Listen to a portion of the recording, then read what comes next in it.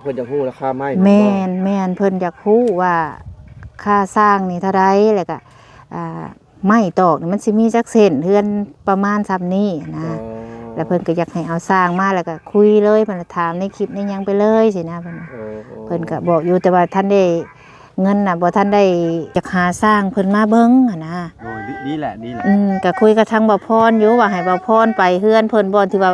ต่อกระตุกน้องอเบยนะอยากฮู้ว่าเพิ่นสิ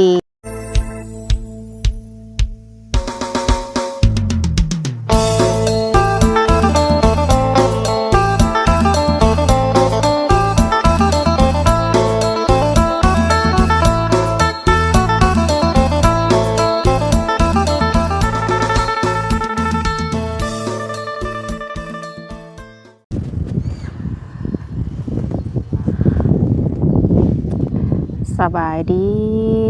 ดีพี่น้อง FC เพิ่นสุขุทุกคนพ้อกันคือเก่าคือเดิมเด้อกับสองสาวบุญมาบ้านเฮาเนาะพ้อกันมื้อนี้ก็นี่แหละอยู่เฮือนน้องอเบยคือเก่าพี่น้องเอ้ยพอดีเนาะทั้งสะบุญได้เสาได้หยังครบแล้วพี่น้องเอ้ยพอดีว่าทางผู้ใหญ่เพิ่นว่าอยากให้สะบุญนี่ถามว่าทั้งสร้างเพิ่นหรือว่าจังใดนี่แหละเนาะว่าเรื่องเพื่อนของน้องอเบยนี่แหละว่าถามเบิ่งสร้างดูว่าแถวใดมีแน่ถ้าว่าสร้างเพิ่นสิเฮ็ดได้บ่แบบที่เฮือนเฮาเอาขึ้นมานะว่ามันสิราคาประมาณเท่าใดว่าซั่นสบุญก็อยากถามรายละเอียดอีกอย่างสบุญก็บ่ฮู้เนาะบ่ฮู้คนทางนี้นะพี่น้องเอ้ยถ้าว่าการเฮ็ดเฮือนเฮ็ดซ่านนี่สบุญแบบรู้จักแต่ก็สร้างรถเนาะถ้าว่าเฮ็ดเวียกเป็นเฮือนเป็นซ่านี่สบุญก็คิดพ่อทีมงานสร้างรถพี่น้องเอ้ยเพราะว่าสบุญก็รู้จักกับเพิ่นมาเป็น2 ปีแล้วเพิ่นให้ถามเบิ่งพี่น้องเอ้ยว่าทางเฮือนของน้องอเบยนี่เป็นจังไดถามทางเบาหล่านี่ว่ามีหยังอีกบ่อีหยังประมาณนี้แหละเนาะแต่สบุญก็อยากฮู้รายละเอียดสบุญก็สิไปถามเบิ่งทางเบาหล่านำว่าเป็นจังไดว่าทางเพิ่นมีเพิ่มเติมยังมาอีกบ่ก็เคยสิถามเบิ่งทั้งสร้างเพิ่นว่าสันทางผู้ใหญ่เพิ่นถามสบุญมาแนวนี้เนาะสบุญก็สิถามให้พี่น้องเอ้ยเพิ่นฝากให้ถามถ้าว่าเรื่องสิเฮ็ดโตสิเฮ็ดหยังนั่นก็คอยติดตามกันไปเบิ่งอีกเทื่อนึงอันนี้มีแต่ถามเบิ่งก่อนว่าเพิ่นสิว่าจังไดถามเบิ่งว่าเฮ็ดเฮือนหมวดทรงนั่นเนาะเฮาก็สิถามรายละเอียดนี่แหละเพิ่นก็เลยว่าลองถามเบิ่งแหน่เด้อว่าซั่นสบุญก็สิถามเบิ่งพี่น้องเลยแล้วก็สิถามเรื่องไม้เรื่องตอกน้ำว่ามันเป็นจังใดว่ามันเท่าใดเดี๋ยวไปเข้าไปเบิ่งน้ำกันบ่ฮู้ว่าทั้งน้องอเบยอยู่เฮือนหรือบ่เนาะพี่น้องเอ้ยว่าสิย่างมาหาทั้งเบาหล่าเพิ่นในเบาหล่าเพิ่นขี่รถออกไปกินนี่ทางสบุญก็ได้เธอพี่น้องไอเสียงตู้สนั่นวันไหวอยู่เพิ่นจัดงานดองแน่อยู่ในบ้านนี่เนาะทางเสาไฟก็ยังบ่ทันเอามาขึ้นเลยอันนี้โอ้ยเนาะจังได๋บ้านนี่ยังบ่ทันได้มาเอาขึ้นอยู่เป็นจังได๋โอ้เห็นแต่ทางเมียเบาแก้วแล้วก็ยังก้มลูกแล้วนอนอยู่พี่น้องเอ้ยจังได๋ก็น้องอเบยไปทางใดเด้อันนี้คือผมมีพายเม็ดอันซ่อนแท้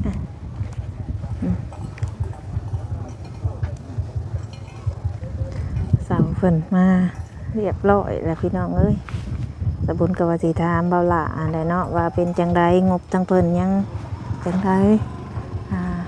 งบของเพิ่นยังมีบ่คงสบุญก็ยังเหลืออยู่นะถ้าว่ามีแล้วก็เพิ่นซื้อไม้แล้วมันบ่พอเท่าใดแหละสบุญสิตื้มใส่นะถ้าว่าทางเบาหล่าเพิ่นยังเนาะของสบุญก็สิเหลืออยู่เพราะว่าเหลือจ่ายค่าไฟฟ้าแหละเดี๋ยวเฮาก็สิถามเบิ่งว่ายังนำเพิ่นยังมีเท่าใดให้เพิ่นซื้อว่ากันสั่งเบิ่งไม้เบิ่งหยังมาเมียนนั่นแหละก่อนสิสั่งไม้สั่งต่อเฮาก็ต้องถามเบิ่งสร้างซะก่อนพี่น้องเอ้ยเฮือนแบบนี้ทรงนี้เนาะ แล้วก็สิถามเพิ่นว่าแนวใดว่าฮู้จักสร้างบ่หรือจังใดล่ะเพราะว่าสบุญบ่คุ้นเคยกับแถวนี้ถ้าว่าอยู่ทางที่สบุญคุ้นเคยน่ะสบุญบ่ยากทางให้สร้างรถเนาะถ้าว่าเฮ็ดเฮือนเฮ็ดซ่านก็คิดถึงทีมงานเพิ่นเลยสบุญก็ได้เพราะว่าเฮาเฮ็ดหยังนี่เฮาบ่จำเป็นต้องบอกเพิ่นนะพี่น้องขอแต่ว่ามีของให้เพิ่นบอกเพิ่นมักแบบนี้ทรงนี้เพิ่นจัดให้เลยเฮาบ่ได้มาบอกมาหยังเพิ่นจัดการเองเพิ่นเลยพี่น้องเอ้ยมาย่างเฮ็ดหยังเด้อันนี้สบายดีแม่ยังกินข้าวกับหยังอ่ะนะน้องน้อยเพิ่นกินข้าวกับซอสเจ้าผู้นอนเลยอยากกินผู้อ้ายนอนแล้วผู้อ้ายนอนแล้วเดือนน้องโอ้ลูกข่อยกงกันแม่ข้าวดีดูลูกอบายดีดูอบายดีดูเต็มปากเต็มกินข้าวหุงบ่ไปดีดูลูกไปดีพี่ทางนี้ลูกนี่เห็นเพิ่นยืนพี่ลูกล่ะอบายดีเร็วเบิ่งเต็มปากเต็มนะขาวเต็มปากนิ้วไปใส่แล้วทางบ่อแก้วเพิ่นไปซื้อหม้องกับดังซอนแล้วก็ไปหาซื้อสังกะสีโอ้ไปกับบ่ล่ะบ่โดยพาไปซื้อสังกะสีซื้อดังซอนเพิ่นหิวข้าวละมั้งนี่หาเบยหากะมาจากเพิ่นมาแต่ไสมาแต่เวียกบ่ไปแต่เช้าเนี่ยเพิ่นพาเล่นเหรอวะเป็นขี่รถออกไปหากะมาไปหานค้าเนาะโดยเพิ่นกินข้าววะน่ะกินแซ่บบ่โดยว่าลูกแซ่บบอกดูนั่งกินนะแม่น่ะนั่งกินกับข้าวเต็มไม้เต็มมือเดี๋ยวกินเองแนวนั้นนะมันกินเองบ่ให้ป้อนได้อันนี้ผู้นี่หันบ่ป้อนกับบ่ได้กินพวกแม่งข้าวตานี่กินเองห้าเขาห้าน้ำให้ก็วางไว้ก็กินน้ำบ่ลูกค่ะเต็มปากบ่ละบ่อยู่จำเนาะเขาเต็มปากลูกแม่งนี่เรียบร้อยเนาะน้ำก๊อกเจ้าแห้งบ่แห้งอยู่แล้วคำบ่เพิ่นเฮ็ดประมาณ5 โมงกว่านี่แหละ5 โมงกว่า6 โมงกว่าแล้วค่อยออกเมื่อพี่5 โมงเด้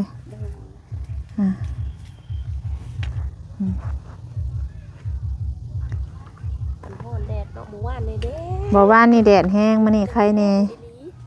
มื้อนี้ใครแน่น้อยนึงอันนี้ยังว่ามีบดเนาะมื้อนี้มันบ่ค่อยร้อนเท่าใดป้าโทลูกเอ้ยคือลิงละบาดนี่เอ้ากินแล้วไปอาบน้ำซะหน่อยกินโอ้ยแม่งหลายอันนี้นอนคักนอนแหน่เลยเนาะโอ้ทางเบาแก้วไปกับเบาหลายเนาะเอ้ยไปซื้อมองยังตัวทางในมองมาแรงกับไปและเบิ่งเด้อตอนเช้าก็บ่ได้เห็นหน้าเพิ่นและแต่เช้าๆพุ่นพยายามเพิ่นถนัดไปหากินอยากไปเด้เพิ่นว่าอยากไปแต่เมื่อคืนนี่จ้ะอยากไปหากินเพิ่นเคยไปหากินเดี๋ยวมาแรงกับไปแล้วกับไอ้เบยพาไปใช้มองเลยสิบอกให้เพิ่นไปใช้มองตอนเสาร์ก็ให้เพิ่นลงไปยามพยายามเอาเนาะก็ได้กินมันได้มองก็พอได้กินอยู่ดอกป่าเหมือนนะกินลูกอันนี้กินข้าว2 ถ้วยเก่งค่ะโอ้กินน้ำไปน้ำบาดนี่อนุมาเบิ่งสิย่างไปเจาะกันเด้อแล้วป้อนข้าวลูกแล้วกันย่างเพิ่งกันคือสปุนว่าวเนี่ยพี่น้องเอ้ยเดี๋ยวสิทั้งสร้างทั้งย่างพามาเบิ่งให้เพิ่นกะเบิ่งให้เพิ่นไม้ไปตอกเนาะเดี๋ยวสิคุยเดี๋ยวสิถามทั้งเบาหลาน้ำแต่ว่าทั้งเบาหลาเพิ่นก็ไปธุระกับเบาแก้วอยู่โอ้วัดหนองเบยบ่แม่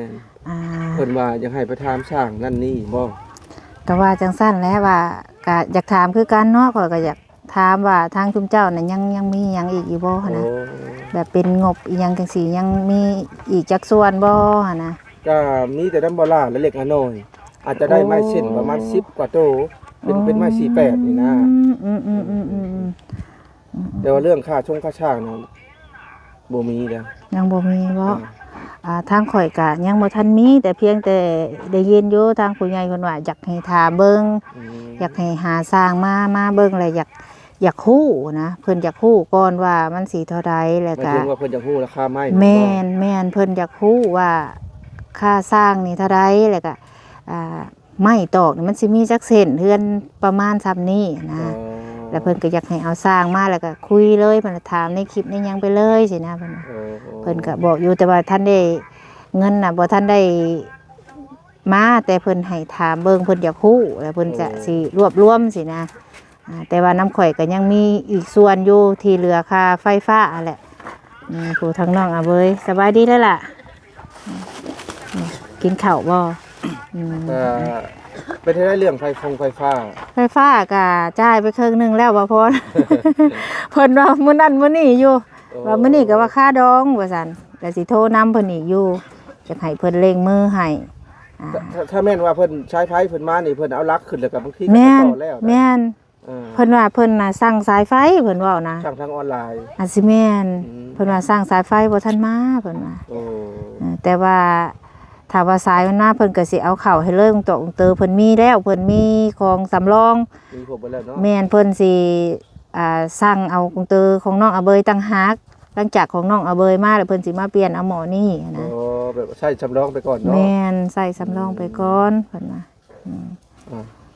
แต่หลักๆนี่คืออยากไปถามค่าช่างไปแล้วเนาะแม่นอยากให้สร้างเพิ่นมาเบิ่งนะบ่พรเดี๋ยวจะฮู้เฮือนเพิ่นอยู่บ่แม่นเฮือนเพิ่นอยู่นู้นนี่แหละเดี๋ยวค่อยสิสิแล่นไปจังดอยชวนเพิ่นมาแล้วก็ได้เดี๋ยวมาถามนํกันโดยสิได้ฮู้นะว่าเท่าใดค่าสร้างเฮ็ดเฮือนแบบนี้แล้วก็อยากถามเพิ่นแล้วบัดนี้ถามเพิ่นแล้วก็สิถามเรื่องไม้เรื่องตอกเลยว่าสินะมันสิประมาณเท่าใดให้เพิ่นไล่เบ็ดเช็ดแล้วเนาะแม่นว่าเฮือนสำนี้แมตรไม้นี่มันสิตกอยู่จักเซนนะเฮาถามแบบนี้เฮาถามเพิ่นแล้วก็สิได้ทู่ค่าสร้างเพิ่นแหละบางทีผู้รักผู้ใหญ่หลายท่านเพิ่นอาจสิอยากฮู้นะดังเทื่อเพิ่นอยากช่วยหลายคนช่วยนะเฮาก็ถามเบิ่งก่อนมันจังสิฮู้รายละเอียดเพราะว่าเสามันก็มาเบิดอะเด้แม่นเห็นเพิ่นบอกว่าลองถามเบิ่งเด้อเพิ่นเว้าในนี่แหละเนาะข้อยก็เลยสิลองถามเบิ่งก่อนแล้วเพิ่นเห็นแล้วก็เพิ่นอาจสิฝากเงินมาก็ได้นะคือว่าตอนนี้เงินน้ำข่อยก็สิเหลือค่าไฟก็สิเหลือประมาณ4 ล้านนี่แหละเหลือค่าไฟก็ได้ก็สิได้ไหมอยู่แต่ก็อาจสิบ่พอก็บางเทื่อทางเบาหล่ามันเติมกันอีกก็มีนะเพราะว่าเรื่องของน้ำนี่ก็เห็นทางอันนั้นก็บางทีเพิ่นก็เอาในตลาดบ่ได้นอกอันหยังก็แม่นเห็นในรูปเด้เห็นในรูปเด้มันสิแม่นแบบเจ้าค่ะเบิ่งก็ในแบบเฮือนน่ะมันสิเป็นห้องน้ำอยู่ในเฮือนแล้วก็มีครัวอยู่ในหั่นนะตามที่ข่อยเข้าไปเบิ่งแล้วบ่ต้องคันว่าเฮาไปเฮ็ดต่างหากนี่มันก็สิออกมาอีกต่างหากแล้วมันก็สิเลิศแล้วแฮงหอมอ่ะนะเปลืองหน้าที่อีกแม่นแต่ก็เปลืองราคาดินอันนั้นอีกเนาะแม่นโอ้เพื่อสิแล้วห้องน้ำหลังนึงนี่ตกเป็น 20,000 กว่าบาทพุ่นไหนคันว่าเฮาเฮ็ดอยู่นอกอ่ะนะมันต้องหลังคาต้องไม้ต้องเสาอีกคันบ่เฮ็ดเสาเขาก็ก่อขึ้นได้อยู่แต่มันก็ต้องใช้ไม้ใช้สังกะสีมีแต่ว่าเดี๋ยวตอนแรงๆหรือว่าจักหน่อยนี่ค่อยก็สิได้ไปหาอันปลาช่างเบิ่งเนาะเจ้าสวนเพิ่นมาเบิ่งเด้อผู้ที่ว่าเพิ่นเฮ็ดโตเกยลงไปแหละถามเพิ่นว่าเพิ่นเฮ็ดเฮือนหรืออีหยังได้บ่ประมาณนี้นะบางเทื่อเพิ่นเฮ็ดได้แต่กระต๊อบบางเทื่อเป็นรังใหญ่ย่านเพิ่นบ่ได้นะเฮาก็ต้องถามเบิ่งหลายสร้างก่อนเฮาก็ต้องถามแล้วท่านก็มีแต่ว่าจบคลิปนี้เนาะโดยเนาะพี่น้องถามหลายบ่อนช่างแถวนี้ก็บ่อึดนะพวกเฮ็ดเฮือนมีแต่รังใหญ่ๆเนาะแม่นครับอยู่ได้เฮาต้องถามก่อนถามเบิ่งหลายคนเนาะโดยขอบใจทางบ่าวพรเด้อโดยพี่น้องเดี๋ยวว่าพักกันมาทางใดเด้ทางบ่าวหล่าบ่าวแก้วสบายดีเด้อได้อยู่บ่ เขาจะซื้อแยงเพิ่น เออซื้อมองโอ้พันกุ้ม ถ้าใส่อันนั้นลูกมันพร้อมบ่ สวัสดีเด้อ เดยเดย เอากระบี่ไผสิว่าบ่มี อืม เยอะคือเว้ย ลืม สบายดีทางบ่ครับบุญ คอยซื้อ เดยโอ้ได้คู่มือหากินแล้วเจ้าว่าแก้วเอ้ย แมลงไปใส่แล้ว แมลงไปใส่เลยเพราะมันอากาศร้อนแบบนี้เนาะ แล้วจะพาไปใส่ เจ้าว่าสิพาไปอืม อ่านรถเนาะ จุกปุ๊บ อืม มองช่องกันนี่ป่าเท่านี้แหละถือก ระซ้ำแล้วก็มองสองเนาะ ป่าใหญ่ถือบ่ได้เด้ มองยังโอ้ยอันนี้ละมันคักปลาน้อยมันกระถึก ป่าหน่อยโดย แม่นเอามองใหญ่ละเพราะว่าปลาน้อยรุด เฮาก็เซเฮาก็ยันบ่มีปลาใหญ่ เขาใส่ลูกไว้เรียบร้อย อืมถ้าได้หาซื้อว่าละ ว่าแสนห้าเนาะ ไปซักไว้ไหมไปใส่แทบไว้แล้วก็ ทั้งหมด ซักตากไว้ แม่นว่าซักอีก แยงชื่อท่านี้หมด300,000 โอ้เอาได้คู่มือหากินเลย เดี๋ยวเรา มาครับ ไปใส่ เอาเซินแซบโว้น้ำลายแตกน้ำเนาะอืม อันนี้ โอ้บ่ครับ เอาปลาแดงใช่ป่ะ เฮ็ดแจ่วก็จะเห็นมื้อน่ะครับ อันนี้นี่กระปุกนี่ มักม่วงสุกได้ยามนี่ นี่ก็จะเอามาให้มาเช้าในชุก อืม นี่ไปเบิ่ง คิดสมมาสมุนมามาเด้อ FC สมุนเด้อ เซินแซบโดดข่อยน่ะ อยู่แล้ว น้ำลายแตกน้ำอยู่ดอก เจาะวันนี้เจาะ ให้ข้าวเที่ยงเลยกินนี่ก่อน โหกินมะม่วงก่อน โอ้คอยบ่กินแล้ว ระวังไปไวมาซ่าได้เนาะ ไปแช่แลก็เอาแพบซัก บ่สิ ตากไว้ อุ้ยอันนี้นี่ต้องซักก่อนมะ ซักก่อนยันปลามันบ่ถือ แม่นบ่เออ แช่น้ำแทบก่อน ห่านข่อยก็บ่จักได้อันนี้ แช่น้ำ ไปแช่ไว้ ไปใส่ จอยสิพาเพิ่นไปไล่แล้วอย่ามันเสียไปไล่เอา นี่เป็นไรเอาเป็น ไล่เลยหือเลยบ่ อันนี้คือใส่กันข้ามขึ้นบ่ได้เขาหลับเด้อ เบยบ่ไปใส่หาปลาน้ำเพิ่นบ่ เอาออกไป ฮะไปบ่หานเบยกับหูหนวกเลยตอนนี้เพิ่นสิไปหาปลา อย่าเบิ่งหลายโทรศัพท์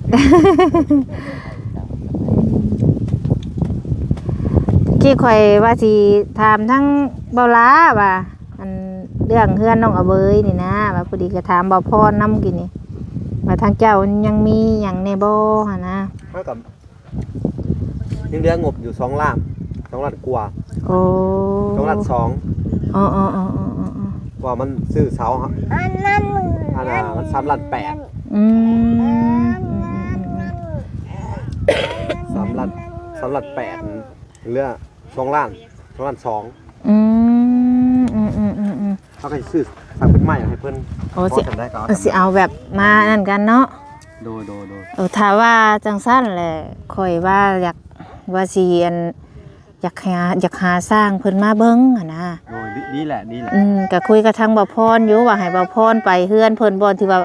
ต่อกระตุกน้องอเบยนะอยากฮู้ว่าเพิ่นสิค่าสร้างเท่าใดหันนะแล้วอยากให้เพิ่นไล่ไม้นำสินะถ้าว่าของเจ้ายังเหลือเฮาก็ไว้สมทบใช้กันเนาะ แม่น เพราะว่าเงินของข่อยก็เหลืออยู่ตัวสิเหลือค่าไฟหันนะ แม่น แต่ว่าเรื่องตั้งขึ้นตั้งหยังนี่เฮาก็ยังบ่ฮู้ดอกมีแต่ถามให้เพิ่นได้รับรู้ก่อน แม่น ตั้งเทื่อเพิ่นอยากช่วยอีกหั้นนะเฮาก็เอาสร้างมาถามซะก่อนรายละเอียดมันสิเป็นจังไดหันนะ นั่นแหละเขาก็ต้องขอคอยเป็นขอไปคือว่าแหละ แม่นเฮาถามรายละเอียดไว้ก่อน อ่านเปิงอ่านก็ โด ได้ ย เพื่อเพิ่นอยากรับรู้ว่าค่าสร้างนี่มันเท่าใดเนาะและไม่มันสิมีจักเส้นอยากให้สร้างเพิ่นไล่ให้เฮาจังสิได้ฮู้จำนวนเงินน่ะนะ ถูกต้องครับบุญ เดี๋ยว เห็นนี่น โดยช่วยกันเนาะหลายทางข่อยก็เลยว่าเดี๋ยว ดี สิถามทั้งบาละก่อนข่อยว่า ถูกต้องแหละเขาต้องถามเพิ่นเบิ่งรายละเอียดเนาะ แม่นเฮาจังสิได้ซื้อถูกเด้ แม่นหนึ่งมากอ่ะ ไอ้เบยเบิดวัน เขาจะสั่งไม้เขาก็บ่ฮู้ว่าสั่งแต่ตัว แม่น นั่นแหละเขาก็จะต้องเอาเนี่ยน้ำเอาสั่งมาใน พอ น้ำ พรแล้วว่าสิไปเฮือนสร้างอยู่สิชวนช้างมาล่ะว่า โอ้ถูกต้อง ว่า สั่งมา ว่าเพิ่นสิเฮ็ดได้บ่หั่นนะยันว่าเพิ่นเฮ็ดได้แต่ตูบอหยังนั้นแหละคันเพิ่นบ่ได้เฮาก็หาผู้ใหม่หั่นนะ โดยเอาตามนั่นแหละสมบูรณ์ โดย ถูก โอ ต้อง เคเด้อจ้ะบาละเด้อโดยกินสมซะ เขาได้กินข้าวเที่ยงกันเลยกินข้มกัน โอ้เมื่อกี้ข้าวเที่ยงแล้วเจ้าสิแล่นเข้าป่า ก็เปรี้ยวปาก เลย ลายแตกเงย ลายแตกน้ำได้ข่อย แก้วมื้อน่ะคักอะไร บ่เห็นได้บ่แตกวะ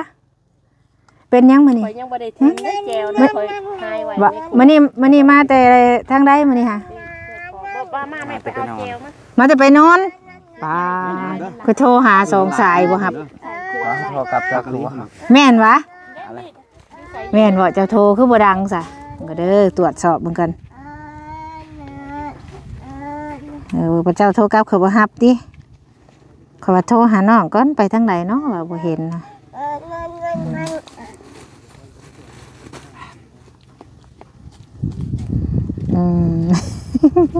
บ่รับแล้วเนาะมันบ่ได้ยินปิดเสียงอีกตรงเนี้ยแม่ถ่ายคลิปอยู่ไปแม่มาก็เลยว่าโทรบ่เห็นเจ้าจังดอกไปพักผ่อนบ่เมื่อยบ่คืนนี่เกน้ำบดบื้อวานนี่เนาะมันเป็นหยังหนาวบ่หนาวโอ้เอาไฟมาดังแน่